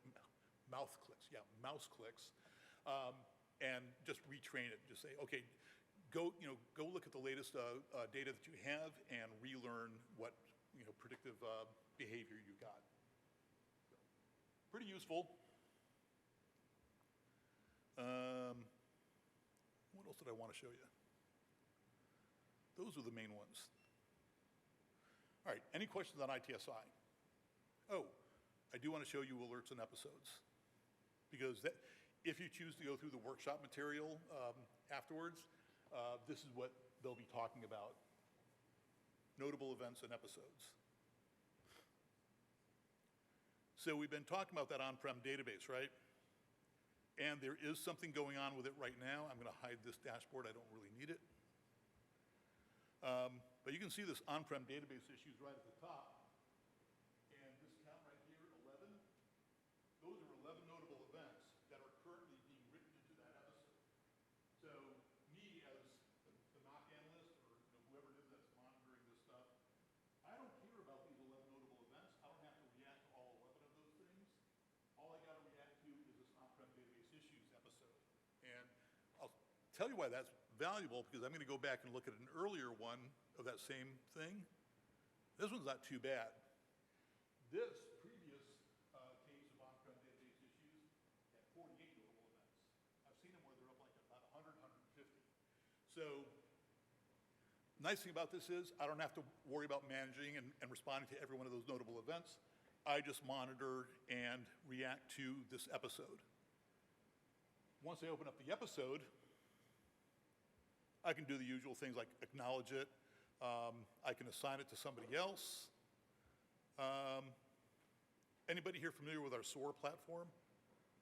SOAR is our security orchestration and automated response solution. And as an IT ops guy, I bristle at the fact that we call it security orchestration and automated response. Because SOAR doesn't give a crap when it's fixed, when it's automated. It'll automate whatever you tell it to automate. And if that means bouncing a service that's unresponsive, or in this case, taking care of a file system that filled up, we can write a SOAR playbook that automates the remediation of that. And I can trigger that playbook right from here. I can do it manually, or in the notable event aggregation policy that created this episode, I can say, hey, we've seen this before. When you open up this episode, run the SOAR playbook. And it'll take care of the automated remediation. It'll still document it by opening and closing this ITSI episode, and if need be, going out here to ServiceNow and creating an incident in ServiceNow, or Remedy, or Sharewell, or whatever it is you're using for service desk ticketing. Any questions?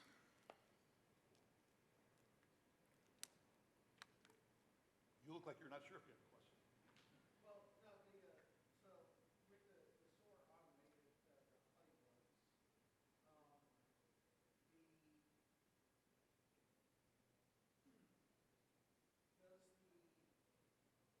for the accounts that are allowed to action it? Now you're getting outside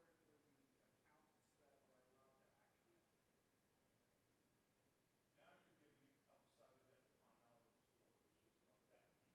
SOAR, which is not that deep. It's a security solution,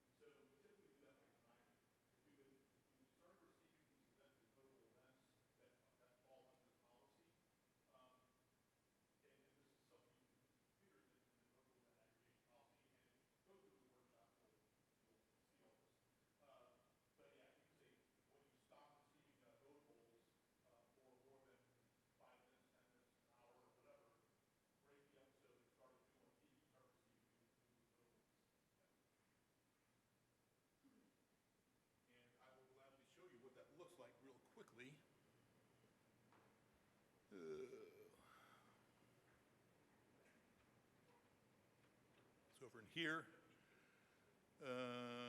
Oops, back. I wanted event management and notable event aggregation policies. So I think the one that is driving that database episode is probably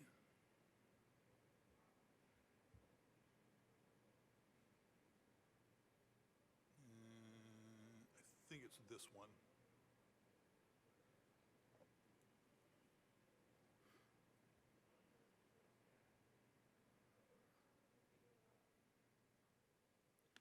So down here is a simplified version of when you break the episode.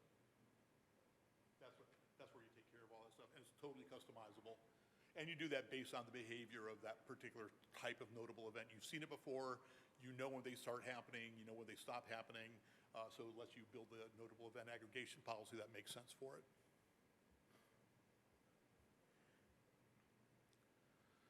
What other questions do you have? Okay, so what I want to show you before we get to the top of the hour are just some cool use cases that have like nothing to do with IT. I mentioned earlier that Splunk is it's a data platform first and foremost. It doesn't care what kind of data it is. It doesn't have to be security data, it doesn't have to be IT data.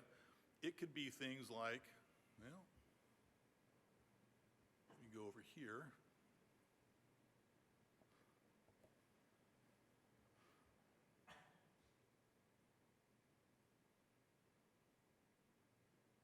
It could be keeping an eye on people.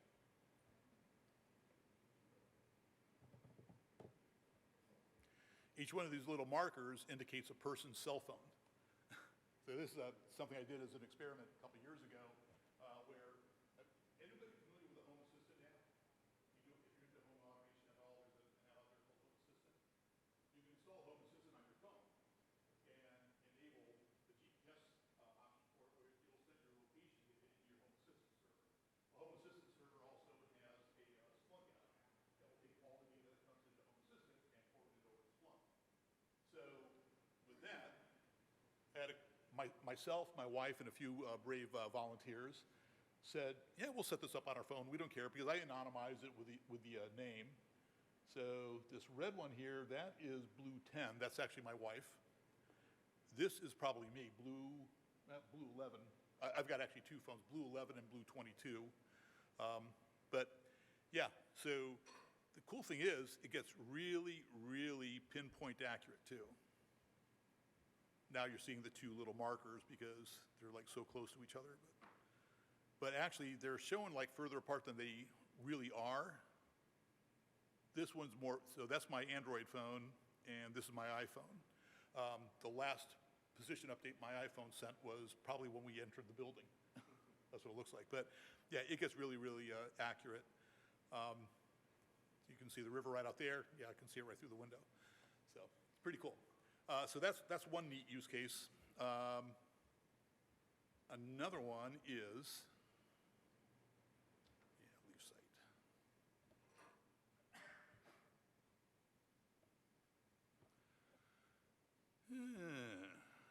Yeah. I mentioned I smoked my smoker. So this is something I did just as sort of like a fun exercise. There's no data on it because I'm not cooking anything at the moment, but I use this thing called a fireboard. Anybody into like grilling and smoking and all that stuff? It's got a fireboard controller. Basically, it's a digital controller for the fan on my smoker, and it's based on what I set the temperature at. It's going to govern the fan and make the fan run faster or slower depending on how much it needs to catch up with the temperature. That thing also has probes, so I can put the probes in the meat to give the temperature reading of the meat that's being cooked. And the cool thing about it is Fireboard uses an app so you can control and monitor the whole cook through your app. But the way it does that is it sends all this data up to a cloud service. And I went into Fireboard's website and said, ooh, they've got a pretty well documented API. So I just wrote a bash script that did curl commands against those API endpoints, pulled the data down, really, kind of a fun, totally pointless thing to do. Let's see. I'm sorry? Was that? I said, be sure it's not all smoke and mirrors. Good one. Pun totally intended.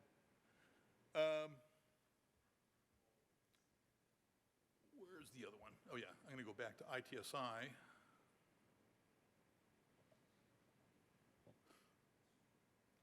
We do a lot with sensor data. That's pretty useful stuff.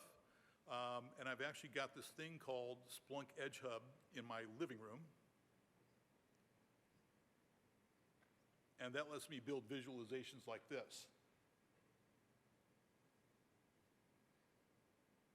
So I've got this dashboard divided between, I'm gonna go full screen.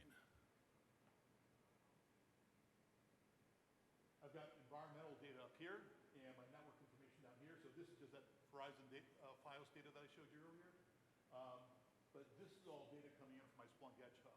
That thing also has other sensors on it, like accelerometers, gyroscopes, all that other stuff. But like if you're actually monitoring the status of your data center, this is probably the kind of thing you're interested in. Temperature, humidity, air quality, noise levels, light, things like that. Sensor data is really cool, fun to play with. I just got done working with a customer, an Army customer in Germany, where they're wanting to monitor a fleet of 3D printers. And that was kind of a fun exercise. Again, that was a matter of issuing curl commands against the printer's API endpoints and pulling the status information off of it.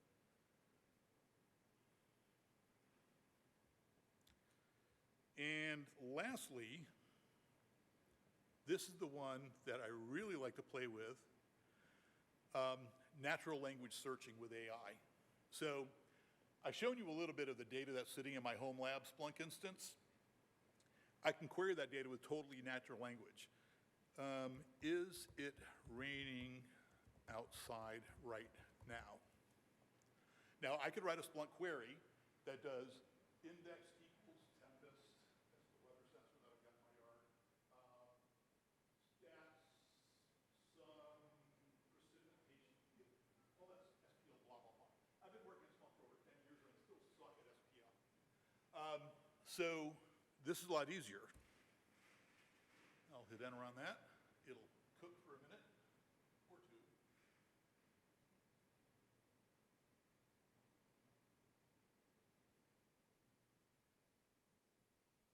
And it'll sort of tell you what it's doing along the way. This is using Splunk MCP server. Is anybody familiar with MCP? Model Context Protocol. So I'm using Gemini AI, command line interface to it, to work with the MCP server running on my Splunk instance, so that Gemini AI can talk directly to my Splunk instance and work with the data that's there. Still thinking. No.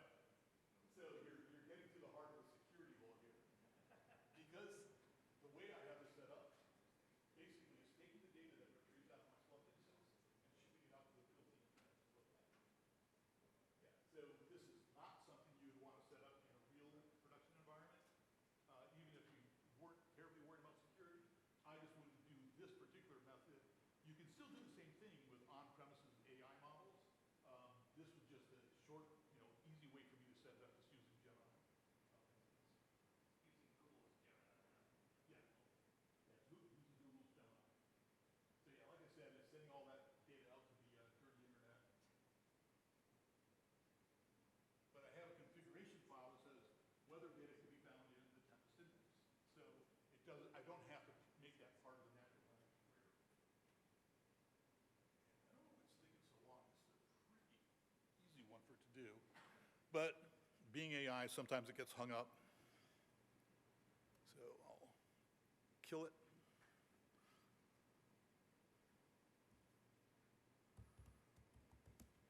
Okay, still active. Okay, let me try that again. Is it raining outside right now?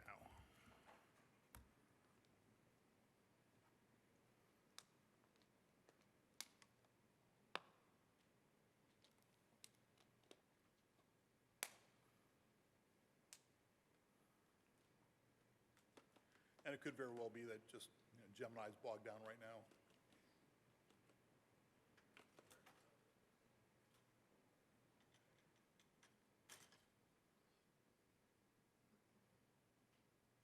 So check this right here.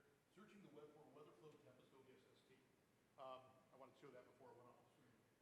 What's cool about this is it can actually make use of like finding things on the internet to help it interpret the data. So it saw the data in my index, and it saw this event type called OBS_ST, and didn't know how to quite make sense of it. So it went to search the web for information about how that data is formatted. So it looks like it's got the answer. No, it is not raining right now. The latest weather observation from the Tempest Index on Monday, August 17th, shows no active precipitation. What's cool about it is it shows you the SPL that it generated in order to answer the question.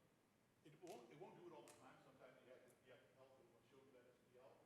But this makes it a great tool for somebody who's brand new to Splunk and is learning on the job. They can get information out of Splunk and still learn how those queries are formed. So kind of a cool application. The nice thing about this is you can get pretty sophisticated with queries. You can say, you can do queries like this, say, generate the SPL or the JSON code that I would need. Are they telling us stuff? No, it might just be that again. It happened again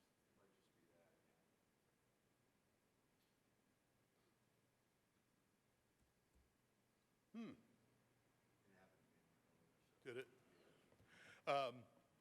So you can tell it to look at an index and generate the JSON code that you would need to do to build a dashboard giving you specific information.